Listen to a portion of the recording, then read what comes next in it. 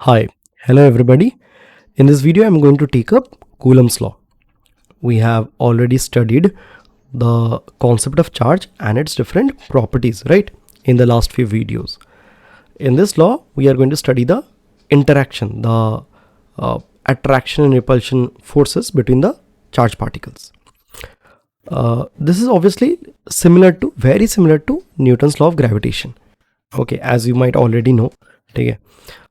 However, ऐसा नहीं कि लाइक कूलम ने न्यूटन से ही कॉपी पेस्ट कर लिया. No, once again I would emphasize that Coulomb derived this law after again a lot of observations. Every formula that you find here and every concept that you see here later in the upcoming sections, all of them are derived via observations. ठीक है, तो let's start. So once again we have two charged particles or bodies which have been charged and they are kept at some separation. Okay, so you have two charged particles, they are kept at some separation r, and we observe the forces between them. So in practical life we observe that if the charges are of the same type, like charges, they start repelling each other, right? So there will be an electrostatic force Fe. We call this electric force or electrostatic force on this charge small q. Okay, obviously this force is due to capital Q. Okay, every force has a producer and a consumer, as you might already know from Newton's law, right? So here also we have the same case. Obviously Newton's third law has to be obeyed in this case. So for Fe I must have a reaction force on capital Q as well. Okay, vectorially I could write just minus Fe. To be more elaborate, I'll just use a different notation. F capital Q small q and F small q capital Q. Clear hai? How do you read it? You'll read this as force on capital Q charge due to small q charge. Take force on capital Q due to small q. And I'd read this as force on small q due to capital Q. Always remember from your Newton's law concept कि every force has a producer and every force has a consumer. ठीक है? There, whenever we talk about a force is a type of interaction. Her force का एक agent होता है जिसने जो apply कर रहा है उस फोर्स को, उसको प्रोड्यूसर कहते हैं, एंड वो फोर्स किसी के ऊपर काम कर रहा है ऑन समबडी, तो that is a consumer. Got it? ठीक है, इसलिए मैंने बोला कि बेसिक न्यूटन्स लॉ भी रिवीजन करके आना before you take up this topic. Anyways vectors तो अभी लगेगा ही. आगे बढ़ते हैं. So this was a very simple observation and action reaction यहाँ पे ओबे हो रहा है न्यूटन्स थर्ड लॉ, तो कोई बड़ी बात नहीं है ना. मेरा एक एडवाइस रहता है कि whenever you are learning this topic, अब कूलम्स लॉ पढ़ रहे हो, न्यूटन्स लॉ लग रहा है, फोर्सेज लग रहे हैं, तो अभी पढ़ते पढ़ते आप फोर्स के बारे में भी कॉन्सेप्ट्स को रिकॉल करो, रिवाइज करो. That is how you actually revise. If you think that I will set a separate time for revision of Newton's law or force concepts, then भाई टाइम चला जाएगा. ठीक है, ओके, वो टाइम नहीं आएगा. ठीक है, तो एक अच्छा फ़ायदा ये होता है that when you are doing class 12 topics and if they are interrelated to 11, please revise those topics of 11 as well. जैसे यहाँ पे ask yourself when you are reading this topic, ask yourself कि action reaction pair of forces they are equal and opposite, so do they cancel each other? This was a standard question in class 11. Action and reaction, they are equal and opposite. So will they cancel each other? They won't. But how? What is the explanation? Why they don't cancel?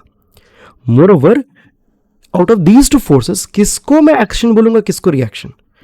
Is it necessary that I should call this one the action and this is the reaction? Yeah.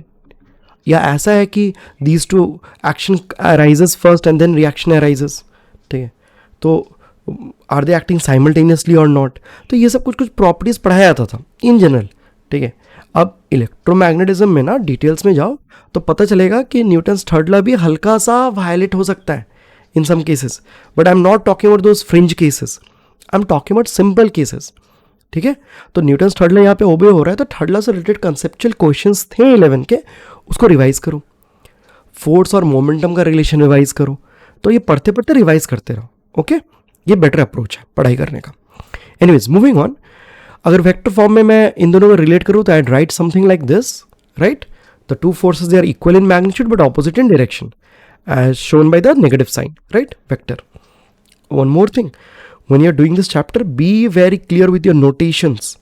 मैं कभी कभी vector format में लिख रहा हूँ, कभी कभी मैं बस ऐसे लिखूंगा, no vector arrow, just F, that means I am just talking about the magnitude. तो be very clear with your notations also, don't take it lightly. बहुत बच्चे को लगता है अरे सर समझ में तो आ ही रहा है, it's evident. No, it's not. To an examiner या बोलो या फॉर योर ओन क्लैरिटी, आप हमेशा नोटेशंस ढंग से लिखना. वेक्टर का बात करो तो एरो हेड दो, मैग्नीट्यूड लिख रहे हो तो मत दो. तो ऐसा नहीं कि क्वेश्चन के एक साइड में वेक्टर दूसरी साइड में मैग्नीट्यूड, नहीं, proper notations. Okay, moving on. तो ये एक ऑब्जर्वेशन था. अब हम लोग यहाँ पे कंक्लूजन्स ड्रॉ करते हैं, मतलब हम लोग मतलब कूलम. तो this scientist called Coulomb, he derived some conclusions from all such observations. Obviously this is not the actual experiment that he did. ठीक है, आपको धीरे धीरे पता चलेगा कि लोग कैसे कैसे एक्सपेरिमेंट्स करते हैं एंड देन डिराइव करते हैं. तो जो भी है, ठीक है, उस जमाने में बहुत तरह के एक्सपेरिमेंट्स हो सकते थे. गोल्ड लीफ इलेक्ट्रोस्कोप के एक्सपेरिमेंट्स, हॉलो कंडक्टर को लेके एक्सपेरिमेंट्स. तो बहुत सारे एक्सपेरिमेंट्स करके people derived some observations. As a student our first purpose is knowing about those conclusions. ठीक है, कैसे डिराइव हुए एग्जैक्टली हम लोग को नहीं रहता है, वो इनफैक्ट डिस्कस भी करेंगे तो 1 घंटा उसी में चला जाएगा.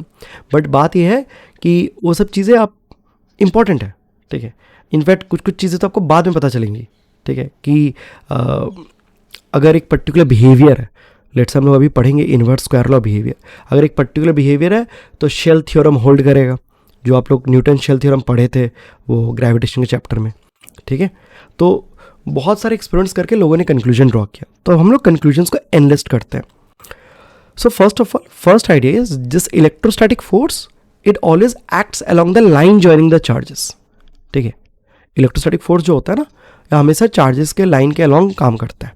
ठीक है, अट्रैक्शन हुआ तो भी उस लाइन के अलोंग ही काम करेगा. Right, okay. Now this might again seem obvious to people कि हाँ सर यही तो होना चाहिए. नहीं, again this is not an obvious thing. When magnetic forces were discovered, people realized कि magnetic forces बहुत differently behave करते हैं, जो क्लास 10 में आप लोगों ने पढ़ा है. इनफैक्ट कुछ लोग याद करो, मैग्नेटिक फोर्स के चक्कर में आप लोग को एक फ्लेमिंग्स लेफ्ट हैंड रूल पढ़ाया गया था. क्यों पढ़ाया जा रहा था? वो उंगली को परपेंडिकुलर रख के फ्लेमिंग्स लेफ्ट हैंड रूल क्यों करते थे? क्योंकि magnetic forces and magnetic field का रिलेशन उतना सिंपल नहीं है. 12 में obviously we will explore this thing in details using a cross product. But ये समझना जरूरी है कि फोर्सेस का nature may not be so obvious. तो it is not an obvious thing कि force acts along the line joining the point charges. Experimentally it was noticed कि okay, if you have point particles, point charges, force acts along this line. As a counter example मैं देता हूँ. Suppose मेरे पास 2 particles हैं and मेरे universe में ऐसा एक्सपेरिमेंट हो रहा है. मैं देख रहा हूँ कि ये पार्टिकल इस पर एक फोर्स देता है इन दिस डायरेक्शन एंड ये फिर रिएक्शन फोर्स देता है इन दिस डायरेक्शन. समझ में आया? लेट्स से मैंने ऑब्जर्व किया, लेट्स से ऐसा है नहीं, बट मैं बोल रहा हूँ कि मैं कोई एक नया फोर्स कल को डिस्कवर किया एंड मैं देख रहा हूँ कि ऐसा काम कर रहा है. एक बंदा दूसरे को फोर्स दे रहा है लाइक दिस एंड वो रिएक्शन फोर्स दे रहा है like this. Obviously this obeys Newton's third law. Notice करो, थर्ड लॉ तो ओबे हो ही रहा है, but are the forces acting along the same line? नहीं. इनफैक्ट दोनों फोर्सेस इक्वल एंड ऑपोजिट है, बट नो डाउट, बट दोनों के बीच में एक परपेंडिकुलर है. They are not acting along the line joining the charges. Line joining the particles ये है, दिस लाइन, बट फोर्सेस उनके परपेंडिकुलर काम कर रहे हैं. ठीक है, तो ऑब्जर्वेशंस करके हम लोग कंक्लूड करते हैं. तो जो फोर्सेस ऐसे काम करते हैं अलोंग द लाइन, उनके लिए एक नाम भी है, we call them central forces. तो electrostatic force is a good example of a central force. Magnetic force is a good example, magnetic force बोलो, gravitational force is a good example of a central force. आप लोग ये जब point copy करना, side में नीचे में लिख लेना, magnetic force actually, magnetic force is an example of a non central force in general. मैंने कोई अगर तुमको पूछे कि ऑल फोर्सेस के सेंट्रल फोर्सेस ही होते हैं, all forces act along the line joining the 2 particles, नहीं. Magnetic forces can often behave as non central forces. ठीक है, okay. They don't necessarily act along the line joining the 2 like entities. Got it? तो magnetic force is a good example of a non central force. ठीक है, बढ़िया. Okay, moving on. What other conclusions did Coulomb derive? Coulomb realized कि अगर जो electrostatic force है उसका magnitude will depend on the value of the 2 charges. As in, अगर मैं Q को 2Q करूं, ठीक है, और स्मॉल q को छोड़ दूं, कैपिटल Q को मैं डबल करूं, देन दोनों पे फोर्स डबल होगा. ठीक है। अदर वे राउंड, अगर मैं स्मॉल क्यू को 4 टाइम्स क्यू कर दूं जबकि इसको मैं सेम रखता हूं कैपिटल क्यू को, देन दोनों पे फोर्स 4 टाइम्स हो जाएंगे। In other words, the force value changes in proportion to the value of individual charge. दोनों के ऊपर ही डिपेंड करता है, ठीक है। ओके, फोर्स का जो वैल्यू है वो किस फैक्टर से चेंज होगा, it depends on the value of either charge. दोनों के ऊपर ही डिपेंड करता है, किसी एक के ऊपर नहीं, ठीक है। Now this could be mathematically taken into account using a product concept, ठीक है। वन सेकेंड मैं वही बोलूंगा, to some people this might appear obvious कि हाँ एटर ऊपर डिपेंड करोगे, लेकिन नहीं, enough thought goes into it. जब आप ऑब्जर्वेशंस देखते हो, एक्सपेरिमेंट्स करते हो, फिर आप सोचते हो कि should my force relation be proportional to q q, और should be proportional to q plus q, और should be proportional to q plus q whole squared, ठीक है। कैसा रिलेशन? तो ऑब्वियसली ऑब्जर्वेशंस करके ये पता किया गया। तो ऑब्जर्वेशंस करके ये पता चला कि the force will vary in proportional to the variation in charge of either particle, ठीक है। दोनों के ऊपर ही डिपेंड करता है।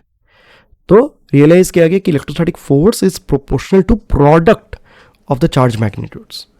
प्रोडक्ट क्यों? Because this is how mathematically I can take both their effects into account as seen in experiments, ठीक है।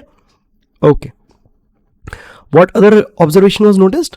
कि force also depends on the separation, ठीक है। अगेन बोलना बहुत सिंपल है कि मैं ऐसे कह सकता हूं कि r को अगर डबल करोगे it becomes 2r, the force falls to 1/4, ठीक है।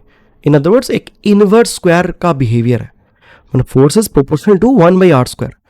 r डबल हुआ तो फोर्स 1/4 हो जाएगा, r ट्रिपल हुआ फोर्स 1/9 हो जाएगा of its initial value. But again, this is not so easy to measure or estimate. इसके लिए भी लोगों ने सेपरेट एक्सपेरिमेंट्स किए। वो जो मैं शेल थ्योरम बोल रहा था, वैसे कुछ एक्सपेरिमेंट्स करके लोग कंक्लूड किए कि अच्छा फोर्स जो है it should vary as 1/r²। And obviously ये बिहेवियर फिजिक्स में इतना कॉमन है, there are many other forces which behave like this, तो उनके लिए हमें कैटेगरी लेके आता है इनवर्स स्क्वायर लॉ बिहेवियर, ठीक है। ओके, तो बहुत बार ये थ्योरी क्वेश्चंस पूछे जाते हैं, what do you mean by a central force, what do you mean by N inverse square law force, तो बस ये लिख देना, ठीक है। तो ये कैसे कंक्लूड हुआ वो मेरा कंसर्न नहीं है, but you must think about it, ठीक है। वो जो शेल थ्योरम का एक कॉन्सेप्ट था कि एक यूनिफॉर्म शेल है तो अंदर में फोर्स 0 होता है, ऐसे एक सिमिलर बिहेवियर चार्ज के टर्म्स में भी मिलता है फॉर अ कंडक्टर। वहाँ से indirectly people were able to mathematically prove कि force should be proportional to 1/r²। कोई डिफरेंट पावर रहता 1/r⁻².1 या 1/r³, 2 से हल्का सा भी डिफरेंट पावर होता तो मेनी ऑब्जर्वेशंस वोंट होल्ड, ठीक है, जो हम लोग प्रैक्टिकल लाइफ में देख पाते हैं, ठीक है। ओके, अब ऑब्वियस बात है, बचपन से आप लोगों ने एक चीज़ नोटिस किया होगा, whenever we mathematically get these kind of ideas we combine. तो हम लोग दोनों को कंबाइन करके क्या बोल देते हैं, the electrostatic force will be k⁴ k being some proportionally constant. बढ़िया। तो प्रेजेंट डे में बहुत लोग इसी को कूलम्स लॉ बोलते हैं कि हाँ सर ये कूलम्स लॉ का फॉर्मूला है, ठीक है। तो एज सच सिर्फ कूलम्स लॉ का अगर बेयर मिनिमम का बात करो तो इतना ही है, इतना simple. But my discussion of Coulomb's law will take almost more half an hour, ठीक है, क्योंकि मुझे अब भी कुछ डिटेल्स में डिस्कस करना है कुछ कॉन्सेप्ट्स, तो ये ख़त्म नहीं है। बट हाँ, this is like enough bare minimum. तो electrostatic force depends on the product of charge magnitudes, inversely dependent on separation squared. R obviously क्या है, r is a separation, okay, and there is a proportionally constant k. चलिए बाकी मैं next video में cut करके दिखाता हूँ।